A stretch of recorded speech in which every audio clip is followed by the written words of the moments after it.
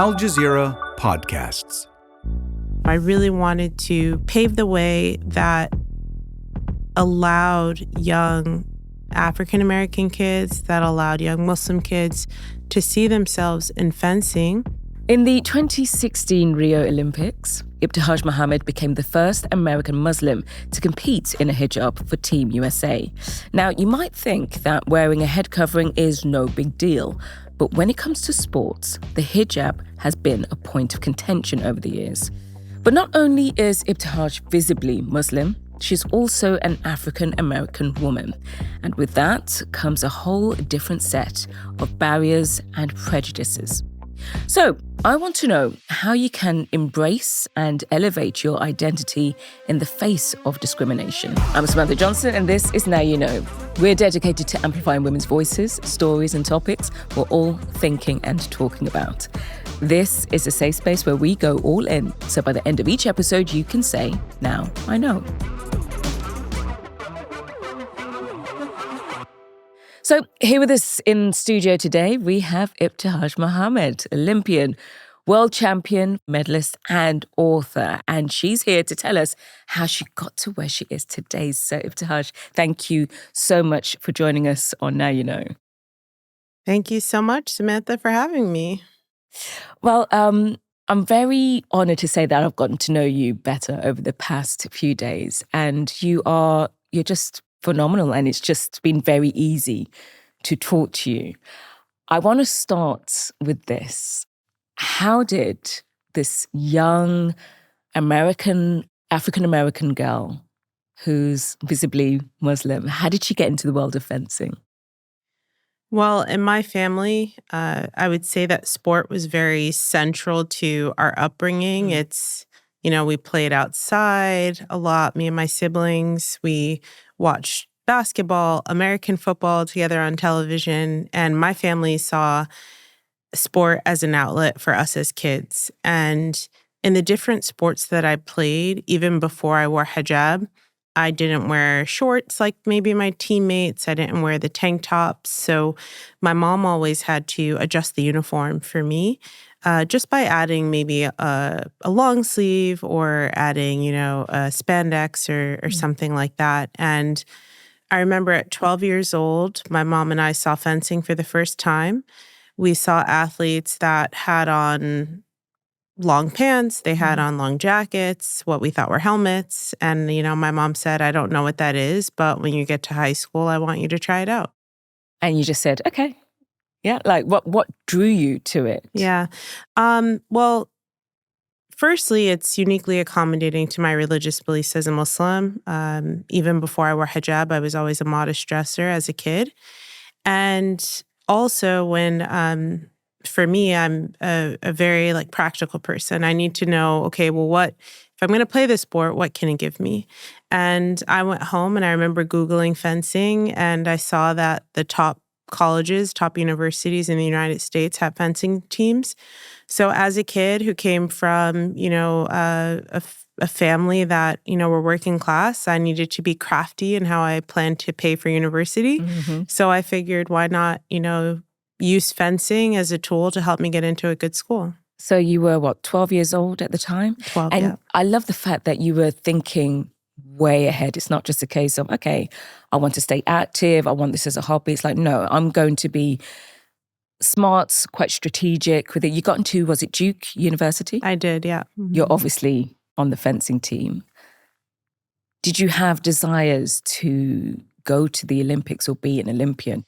So prior to being accepted to Duke, I actually joined a fencing program, a foundation, the Peter Westbrook Foundation, founded by the 6-time Olympian. And when I joined this program in the city, I saw athletes for the first time who looked like me. Wow. Going to, high school competitions, local competitions as a kid, I was often the only African-American, the only kid of color, definitely the only athlete in hijab. So to see athletes, not only who look like me, this is a sea of 200 kids, on a Saturday morning in the, Midtown. 200? 200. Yeah. 200 all with sabers. Great. Yeah, all with all different fencing weapons, saber, foil, epee. But what I think intrigued me the most was not just the representation that was present, but there were athletes who had gone to the Olympics, who had won Olympic medals, who had been to world championships and had achieved so much in the sport. And that was the first time I think that I was subconsciously able to kind of graph my aspirations in the sport. So even though I didn't see it for myself yet, I think that planted the initial seed. And once I, got into Duke, fenced on the team, even in that moment, I wasn't thinking about the Olympics. It wasn't until after I graduated from university and I kind of made this decision that I think I'm going to try, to compete internationally for the first time. I'm intrigued. That saying, you can't be what you can't see. You didn't see yourself in that space and possibly going to the Olympics. From the time I was very young, competing as a 12-year-old, 13-year-old in the sport of fencing, I saw how my hijab and my skin color had the power to change how people treated me. And what I've always loved about sport, and I think gave me the ability to thrive as an athlete, is that you're only as good as, the effort that you put into it. You're only as good as your last result. And I love the idea of being able to outwork, the people around me. Tell us how you got to the Olympics then. When I graduated from college, I graduated in the middle of a recession. I, decided, okay, I want to go to law school. I was studying for the LSAT, applying for different jobs as a paralegal. And it was really challenging to find a job, even with, my academic achievements, athletic achievements. It was challenging, I think, being very visibly Muslim during that time. Remember, this is like a post 9/11 America. And I just really struggled to land the job I was looking for. And somehow or another, I convinced my parents, to help me pay to go to international competition. And I didn't think that, fencing would become this roller coaster that I got on that I would never get off of. It never considered that, to be honest. But I qualified for my first world championship team in 2010. And, that's something that I did, for the next almost, 10 years of my life. And if you would have told me as a kid that I would, become a professional fencer, that I would go to the Olympics, win an Olympic medal, I probably, would have thought you were crazy. But I think it was something that I had to do for like my younger self.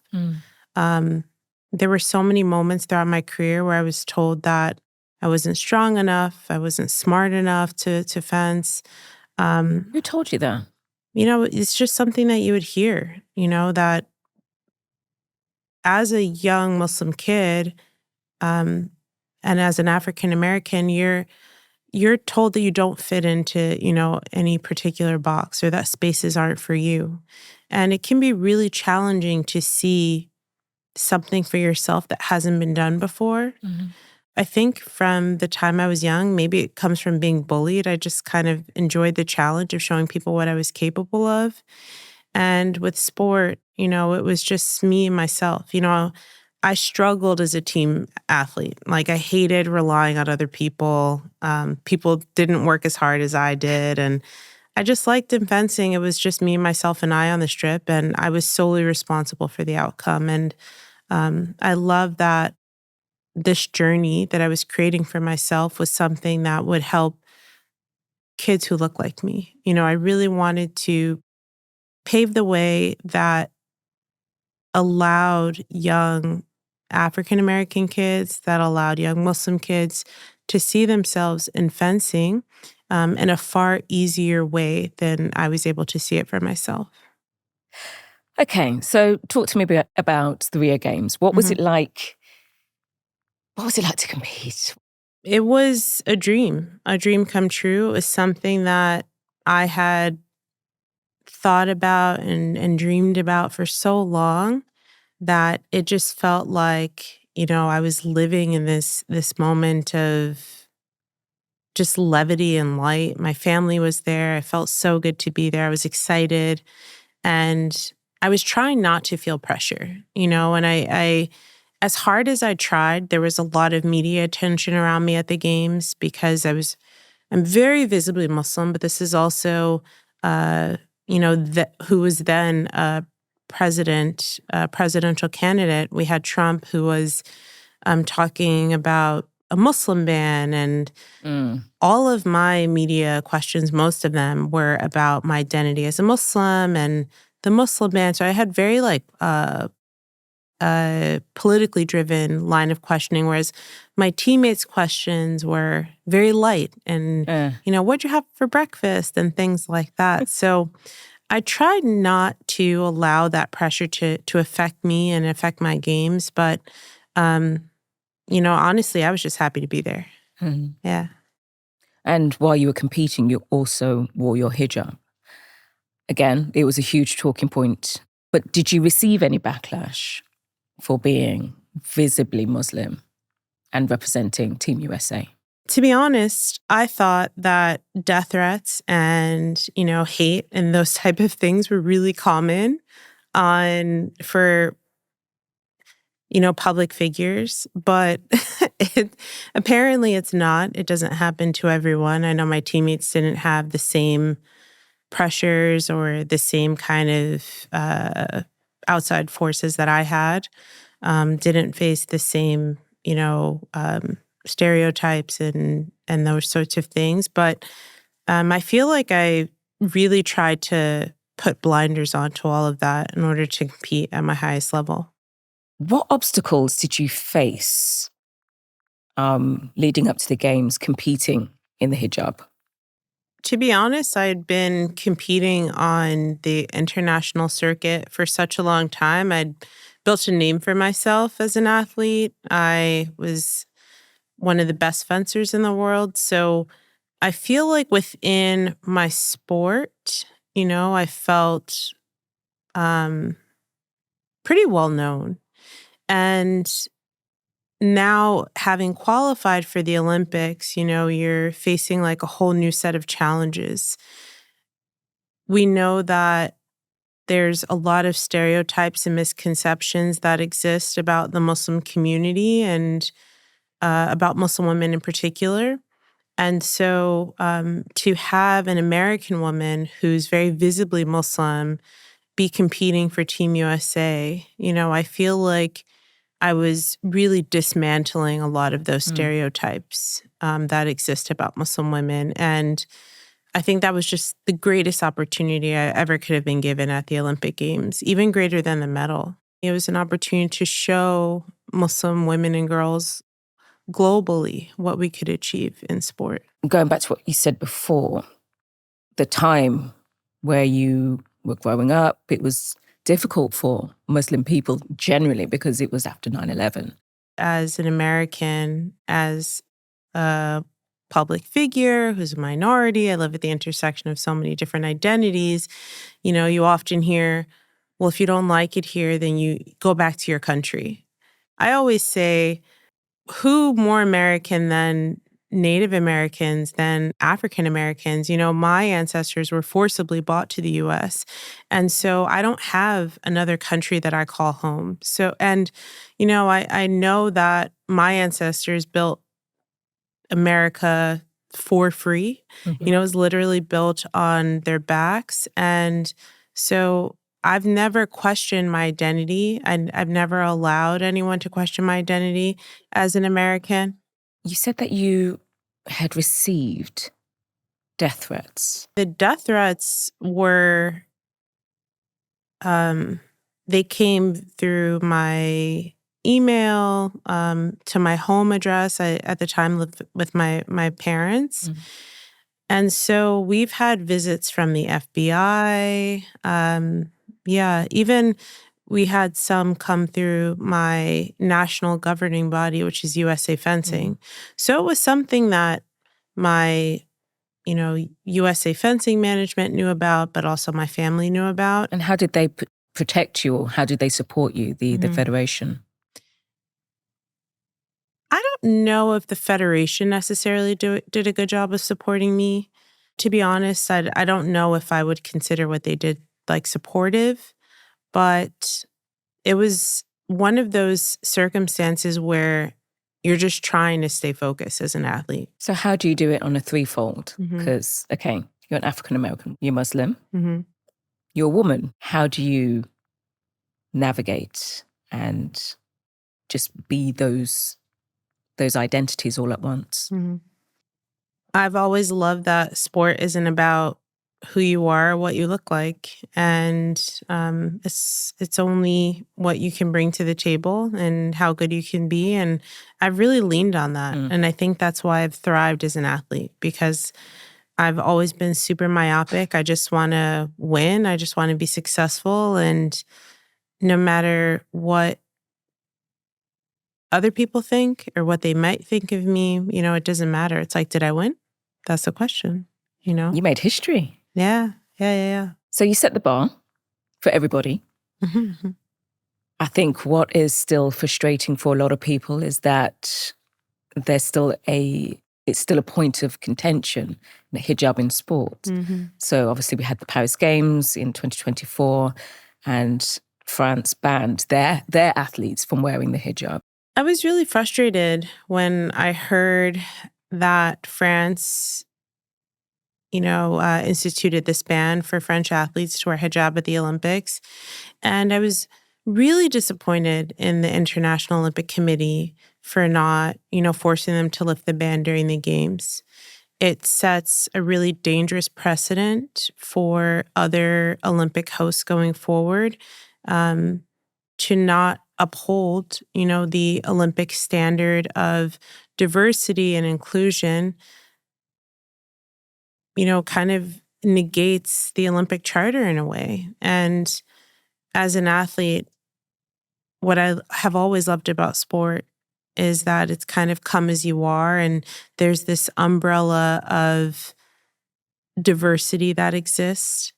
And no matter how much money you have, no matter what you look like, there's space for you in sport. And to tell Muslim women that they are not welcome is a gross violation of human rights. I think that it's unethical.